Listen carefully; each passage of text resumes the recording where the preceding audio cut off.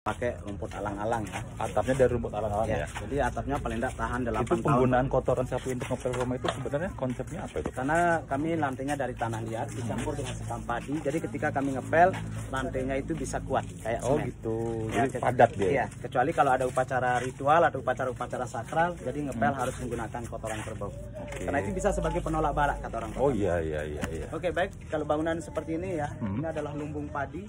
Karena kami petani di sini sebagai mata pencarian kami, tapi karena bertaninya cuma sekali setahun untuk panen, jadi hasil panen tidak dijual. Kami simpan di atas ini untuk makan sehari-hari. Di atas itu kan. Ya, tapi satu bangunan ini yang nyimpan bisa 5-6 keluarga. Oke. Dan bentuk bangunannya simbol dari Pulau Lombok, jadi Lombok ini ikonnya ini bangunan ini. Iya, lumbungnya. Karena kami kalau bertani hanya sekali setahun, karena daerah kami kering di sini, sawah tak ada hujan kami punya. Jadi kami di sini tidak punya irigasi gitu, jadi hanya mengandal curahan hujan. Ya, kita lewat sini. Terus 50 sekarang ini. Oh 150. Jadi memang ya. tidak bisa nambah lagi karena lahannya sudah penuh, Pak.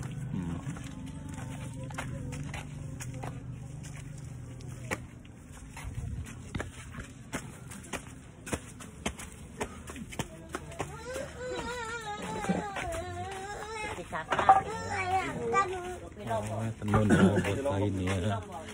Nah, jadi sebagai kerja sampingan masyarakat di sini bikin kain, Pak. Nah, di sini biasanya kalau anak perempuan itu umur 10 tahun sudah mulai belajar untuk menenun. Ya, karena kalau menikah juga kebanyakan dari umur 15 tahun. Oh, gitu di sini ya. Ya, nikah dulu baru mikir masa depannya. Yang penting dinikahkan dulu gitu ya, 15 tahun ya. Nah, kalau agama alhamdulillah kami di sini muslim, Pak. 100% ya. Ada masjid juga di sini, Pak. Nah, itu bangunan masjid kami yang Oke, ini masjidnya nih. Nah, ini ya rumahnya karena sudah retak kayak gini. Kalau nggak dipel ini hari ini paling enggak ini besok pagi sudah mulai dipel. Karena ini bukan dari semen, Pak. Ini tanah, jadi campuran sekam padi. Terus kalau dipel nanti ditambah lagi pakai tanah liat, terus dipel pakai kotoran sapi yang basah.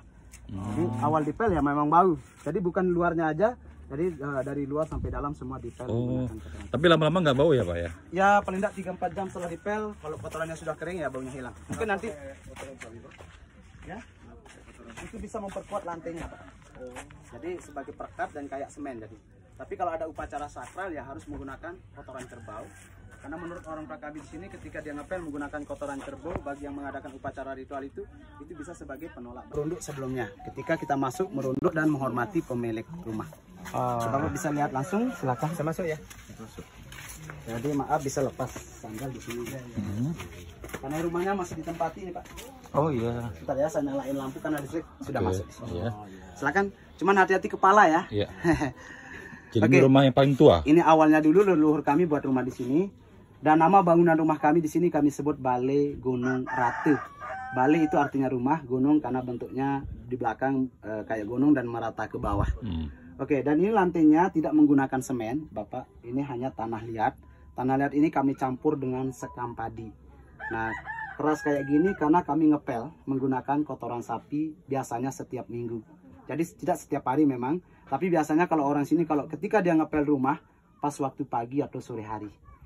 Nah, jadi kalau kami ngepel pada waktu sore itu lebih enak bau kotorannya ketika kotoran sapinya sudah kering. Jadi ada tercium bau rumput, Pak.